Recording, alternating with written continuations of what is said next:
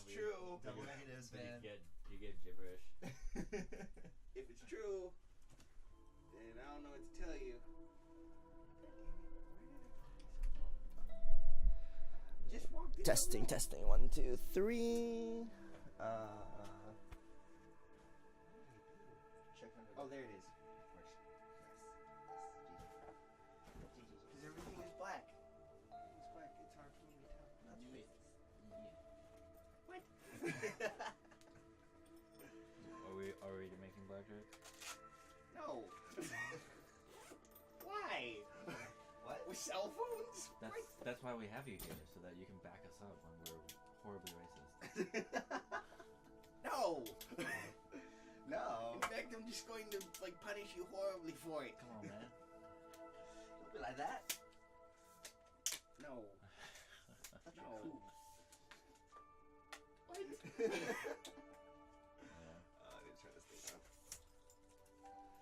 on. Alright, so back to my summary of Nier.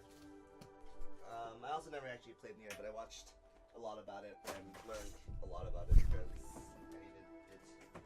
I need to understand it to understand the greater Drakengard universe and everything. So basically,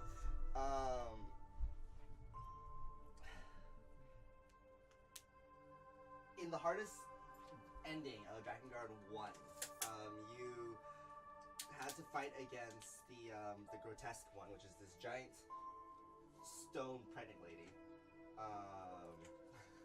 Well, I would say that Drakengard is an effed up sort of World and universe. Yes. Yeah. Yes, it does. And basically, yeah, you have to testing. Alright, cool. So you have to fight against her. What you find out though is that you actually are teleported to modern day Tokyo when you do that. Whoa. modern. Really? Yeah, modern day Tokyo.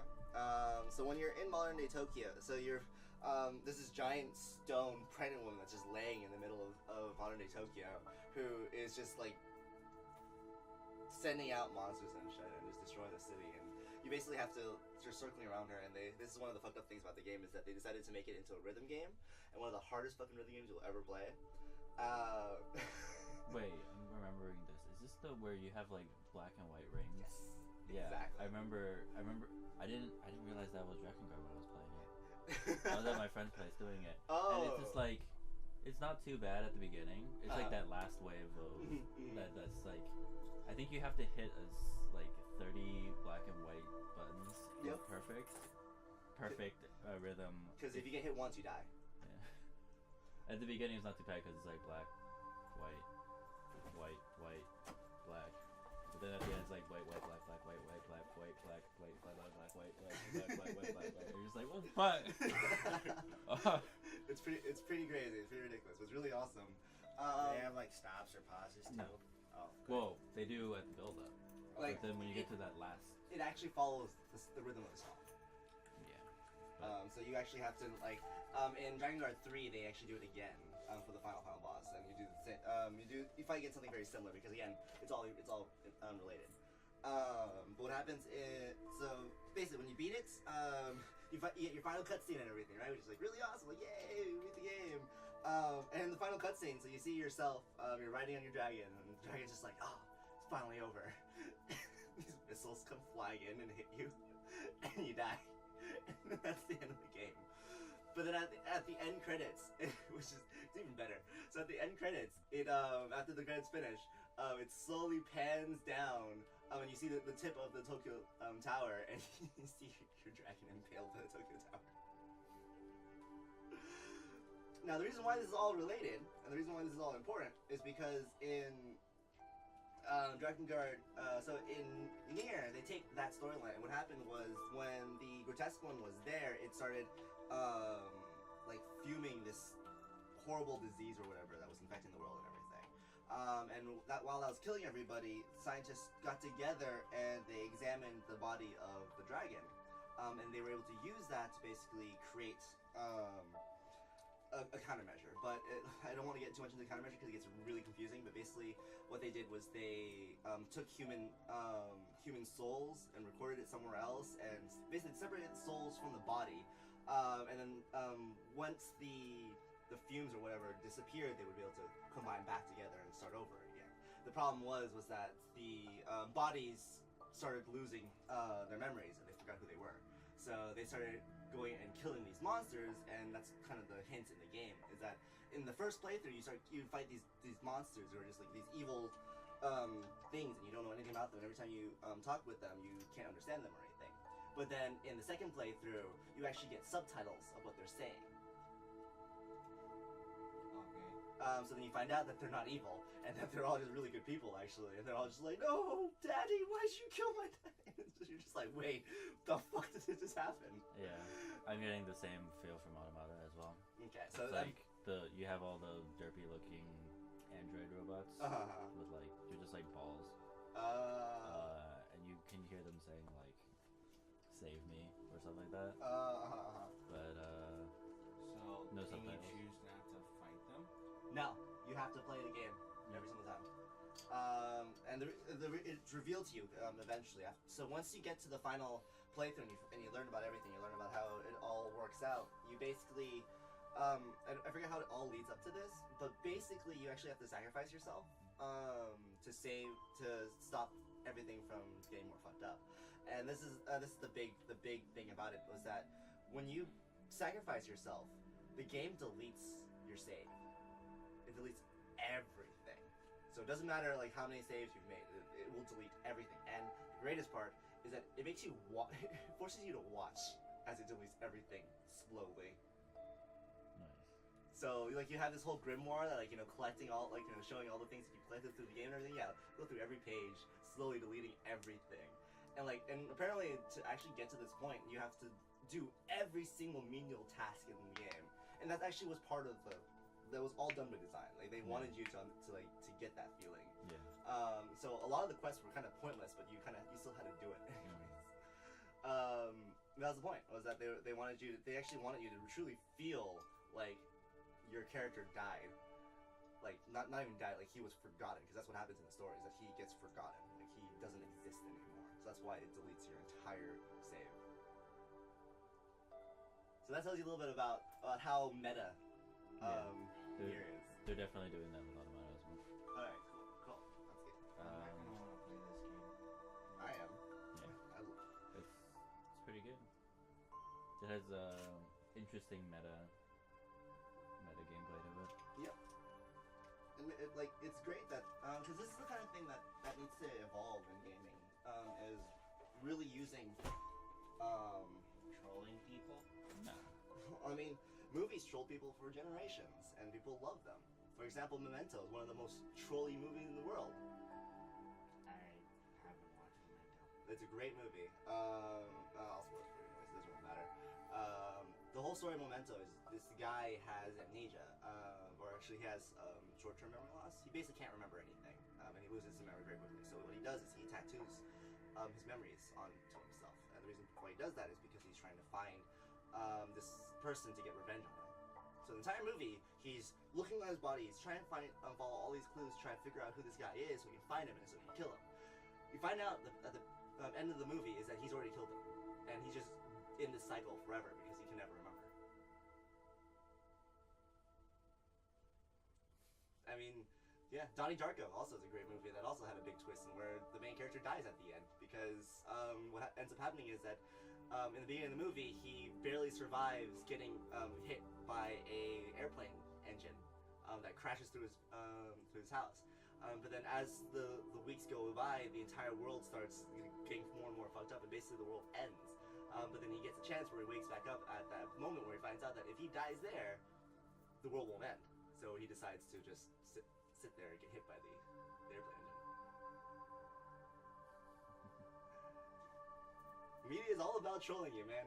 It's about invoking that kind of stuff. But that's what I'm trying to get at, is that one of the greatest aspects of video games is the interactivity of it, is the gameplay. And if we need to utilize the gameplay in the narrative. A lot of times with games, we kind of separate the two, where we have narrative and we have gameplay, and they don't really intersect with one another. They're always separate. I can understand that, but that's just... I mean, you don't have to delete your save file if you don't want to. Yeah, you can just not save the world. I mean, we were talking about gamification last week. It's a similar, it's in a similar vein where when games do this sort of thing, I do feel more Attached. I feel more immersed. Mm. So, like, I mean, I can understand why. I just the amount of time and investment that you put into a game for it to end in a certain way, or for it to just do something like delete your game very slowly in front of you is just a little off-putting. I think that's the point. that's- if I knew that, I probably wouldn't have started playing the game. But That's the point. but like, what use does your full save file game have to you when you finish the game? Is it just a sentimentality thing, Yeah. or And that's what they're trying like, but like the save file might be gone, but you remember playing through the game and seeing the ending, and it deletes your save file because it's supposed to represent, like you said, the disappearing. Like, you're supposed to feel like a loss. I don't like feeling lost. Then you can not save the world. Or you can just not play the game. I mean, again, it's meant to.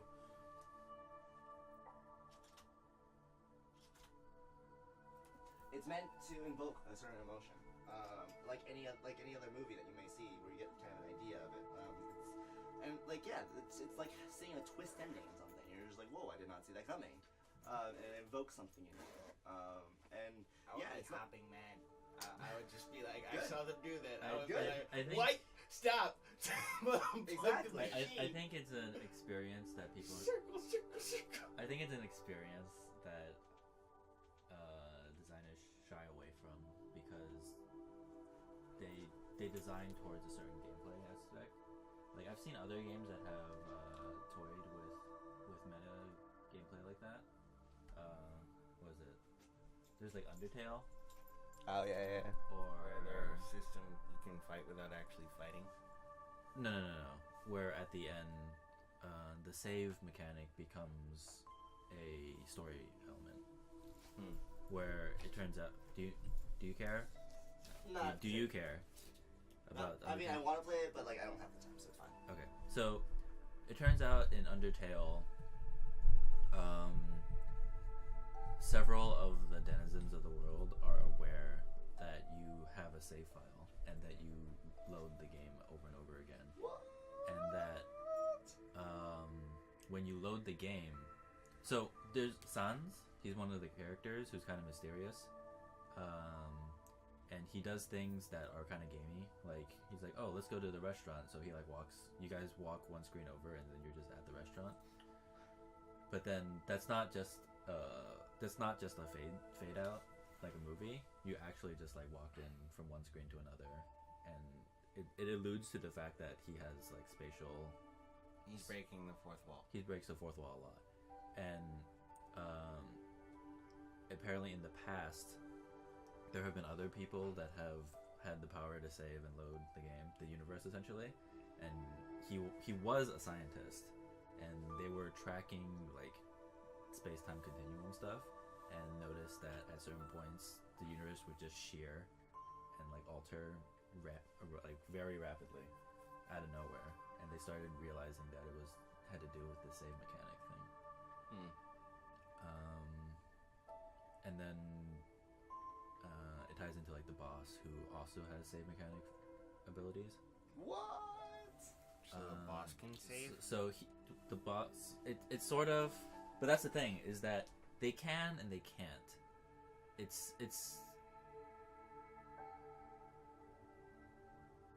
It never, it does. Like, So- if you get real bad end, if you go genocide, you kill everyone and then you fight the last boss.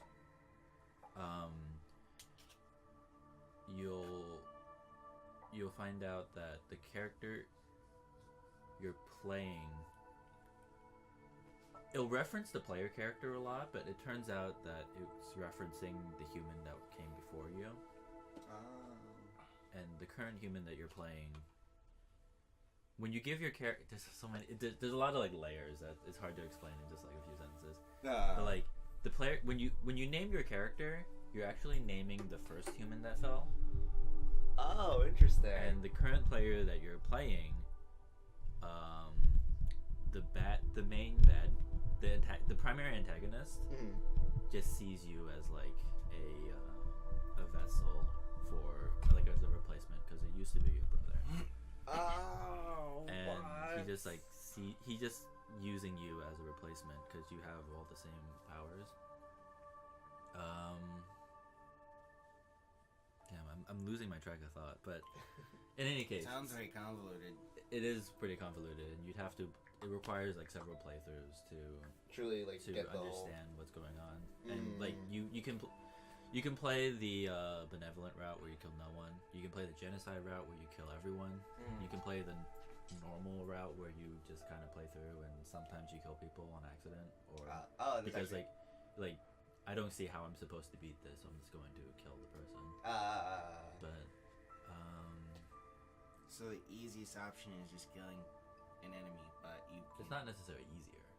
It's just like there's two different battle mechanics. You can either do the traditional attack guard, or you can do the like puzzle route where you have to talk with them in certain ways and do certain actions. And try to figure... Yeah, it's also how the game mechanic works in... Yeah, so it's not necessarily easier. It's just different. Depends on how proficient you are at either thing. Both require you to dodge because while you're doing the puzzle things, they still attack you and you have to do the dodging. Oh, interesting. But yeah, it's like a different. It integrates game mechanics into gameplay, and I like that. And it's branching off of Nier, which integrates. Completely. Yeah. Super meta. Dark Souls sort of does it. They have like when you die, Why don't you guys get started? I'm gonna go to the bathroom. Keep on talking. when you die, you leave a corpse that other people can find and can see what happened to you. Yeah, Let It Die is also something like that. They in Let It Die, which I actually downloaded a couple of months ago, but I only played maybe once. You play a character that is playing a game, and you're supposed to go up the tower, but every time the character that you're playing is basically a corpse, and you're controlling them through remote control. Okay. And you have to go up this tower with that corpse. And if you die, you leave your corpse there. Yeah. And you have to upload a new corpse. And if your corpse is like hacked by the mobs that are in there, or if it's corrupted or whatnot, you have to fight your corpse that was left over, and you get a bonus. And then also other people that are playing online can also run into your corpse and be able to fight your corpse. So the more powerful your corpse is, the more dangerous it is if it's left alone. Very interesting mechanic. And I mean, I can kind of dig the whole having the save mechanics and all the game mechanics be more story elements. I just don't like being trolled. It's just I just really don't like being trolled. I can't do it. I just look at having my whole save file deleted, and I'm just like, what? But I think it's an interesting thing because when you go through games, do you ever really hesitate to do anything? Well, no. Yeah. But that's because I want to complete the game. Yeah, but then, like, how truly invested in the story are you? Well, it depends on the story. I mean, if it's a really bad story, I'm probably not gonna care. Yeah, if it's a bad story, then it's a bad But- story. But like, I mean, I can get immersed pretty easy into a story, and once I start playing something, I'm really interested in all the different story elements of it. Like, it didn't take me long to get immersed into Horizon Zero Dawn. It just kind of imagining the story and imagining what other civilizations are like in Horizon Zero Dawn I haven't even played Nier Automata, and I can kind of imagine what the world is like. Yeah, but the then story and elements and stuff like that. And also watching Tenaraku play For Honor, it's same thing. It's felt the same way. And just, it's easy for me to get immersed into a game. It just really depends on the story and what the story is feeding me. is that immersion or is that just investment though? Well, I would say more 'Cause- immersion, because I wouldn't say that I'm invested in a game. I can stop playing the game, and sometimes I'll just, if I really want to know something, I'll just look up game facts, figure out what's happening. But that's the thing. Yeah. That's the whole point I'm trying to make is that no matter what we play, no matter how interesting it is, no matter how much fun we have, no matter how Yeah, it told you to install it.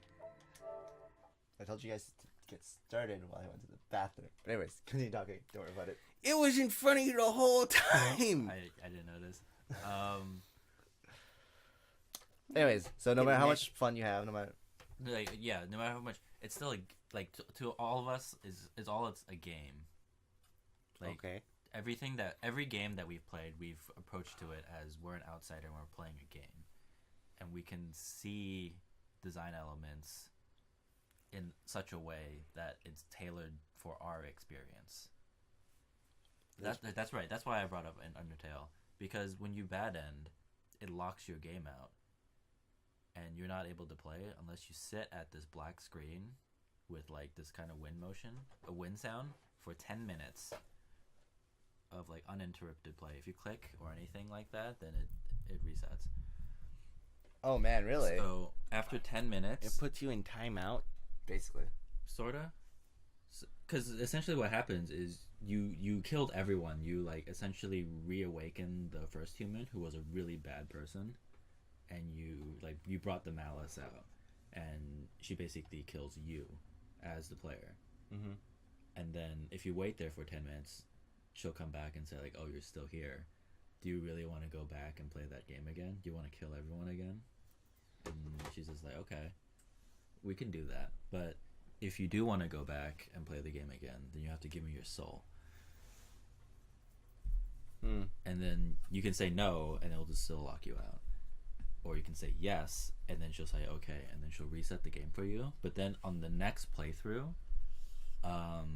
characters that are aware of your save file will be aware that you have done a genocide route. Interesting. And then so it's not actually reset. It's the exact same game, except you like from a programmer's perspective, you have a flag now, and it's you did a genocide route. So Sans or certain characters will be like, oh, they're like less friendly with you, or they're aware of certain things. Certain actions will be a little different. It's all like slightly different. But you can never do a true pacifist route at that point, because You can never do a what? a true pacifist route. So So even if you don't kill anyone, you won't get the true pacifist ending, because Sans judges you at the end. He'll just say like, oh, so this is how many people you've killed, this is how much what you've done through your playthrough, and unless you kill everyone, he'll let you pass and say like, I hope for the best for you, because he's gone through so many cycles that he's become null to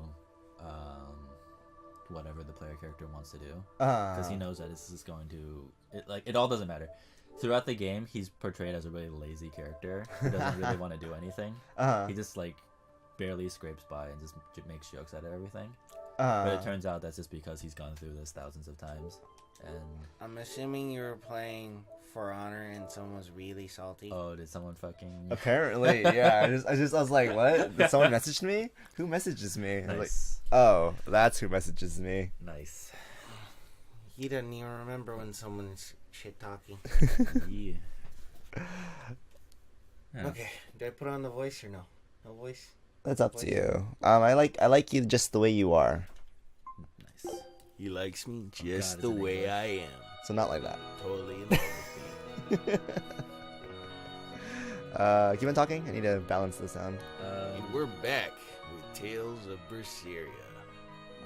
I'm Ricky Keto on the mic. We got Automatic Giraffe and Tenoraku. Alright, We are that's Sands of P-Fish, but we are going to still continue this Tales of Berseria game. And watch as Velvet's life Get some armpit falls action in there. apart. What's going on? Which one do you one want, do blue you or want? red? Azul. You know Spanish. I did not. I just kind of guessed. One of them was bound to be right. Had a 50-50 chance. Dude, apparently you're Ken. No, that's you. You're red. No. Move the stick. Oh, apparently. It needs a face. It doesn't need your face. right. Apparently that thing does not. Okay. It's So just apparently, I am now Tenoraku. Apparently. Yeah, turn on your controller, by the way. What is up with my yeah. sound balance? Long story short, basically, I just want there to be like thought and I think beyond the next step for like a gamer like me, I need there to be some sort of consequence or like a little further than because I'm so used to games just being games, Yeah. and I can just say like the designer wanted it this way, and the designer only did it this way because I would have more fun doing it this way. But then if a game is able to subvert my expectations, then I can't use my meta analysis of the game. I'd have to go into the game and think of it from the game's perspective rather than from a player perspective. Like how if you went the genocide route, now everything's changed because they realize that you've done it. It's not necessarily the perfect way, because when I saw people do it, it like really dissuades you from doing a genocide route. Because like the characters are kind of bright and bubbly and fun, and it really hammers in the nail as you're playing the game that you're probably not supposed to kill everyone.